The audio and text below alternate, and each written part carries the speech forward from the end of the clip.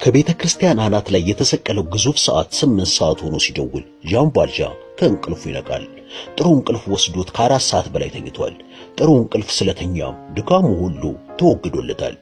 ከዚያ በፊት ለዚህን ያህል ጊዜ እረፍት አግኝቶ አያውቅም። በአካባቢው ከሰፈነው ጨለማ ዘልቆና አይኑን ገልጦ ለማየት ሞከረ። ለማየት ስላልቻለ እንቅልፉ እንደገና እንዲወስደው አይኖቹን ጨፈነ። አእምሮ ቀኑን በሙሉ በተለያዩ ነገሮች ከተበጠበጠና የተለያዩ ነገሮች ከተመላለሱበት አንድ ጊዜ እንጂ ዳግመኛ ለመተኛት እንቅልፍ ሊወስድ እንደማይችል ሁሉ ዣን ቫልዣን ዳግም እንቅልፍ ሊወስደው አልቻለም። እንቅልፍ መጀመሪያ ሲመጣ ብዙ ያዳፋል። ያ እንቅልፍ ካለፈ ግን ቢለማመጡት እንኳን በአይን አይዞርም። ስለዚህ ዣን ቫልዣን እንደገና እንቅልፍ ሊወስደው ስላልቻለ ብዙ በማሰብ ቆዘመ። ብዙ አይነት ሐሳብ በህሊናው ውስጥ ተፈራረቀ። ከጭንቅላቱ ውስጥ ከገቡ ሐሳቦች መካከል ብዙዎቹን አራግፎ ሲጥላቸው፣ አንዱ ሐሳብ ግን እየተመላለሰ አስቸገረው። እነዚያ ማዳም ማግለዋር ከጠረጴዛው ላይ የደረደረቻቸው የሚያማምሩ ከብር የተሰሩ 6 ሰሃኖች ትልቁ የብር ጭልፋ በአይኑ እየዞሩ እረፍት አሳጡት። ዳግም በአይነ ህሊናው ሲያቸው በጣም ወደዳቸው። ከጳጳሱ መኝታ ቤት ከአልጋቸው ራስጌ በኩል ካለ ብፌ ውስጥ ሴትየዋ ስታስቀምጣቸው አይቷል። ከብር የተሰሩ ጥንታዊ ቅርሶች በመሆናቸው ከጭልፋው ጋር እስከ 200 ፍራንክ እንደሚያወጡ ልቡናው ነገረው።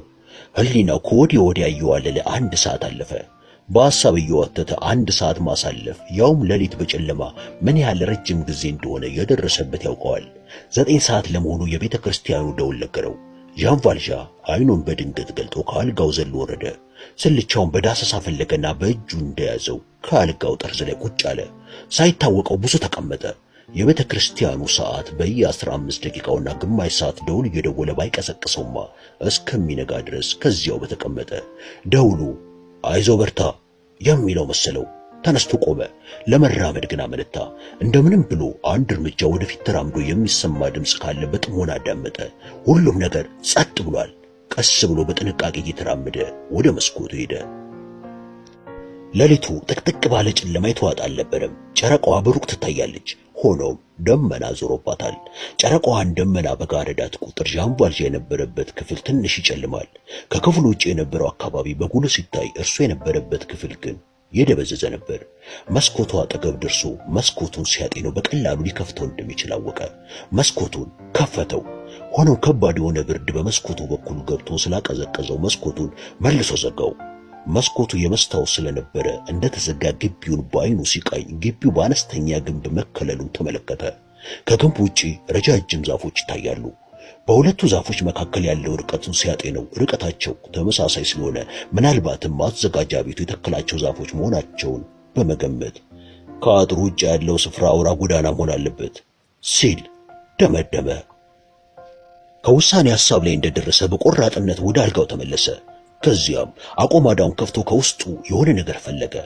አንድ ነገር አውጥቶ ከአልጋው ላይ አስቀመጠ። ጫማውን ኪሱ ውስጥ ከተተ።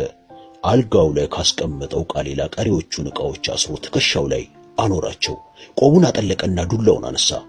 ያሰረውን ዕቃ መልሶ ከመስኮቱ ስር አስቀመጠው። ወደ አልጋው ተመልሶ ከአልጋው ላይ ያኖረውን ዕቃ አነሳ። አንስቶ የያዘው ዕቃ በአንድ ፊቱ እንደ ጦር የሾለ ጫፍ ሲኖረው፣ በሌላው ጫፉ ቋር መሳይ ነገር ያለው ወፍራም ብረት ሲሆን፣ በዚያ ውድቅት ጨለማ ብረቱን ለምን ሥራ እንዳዘጋጀው ለመለየት አስቸጋሪ ነበር።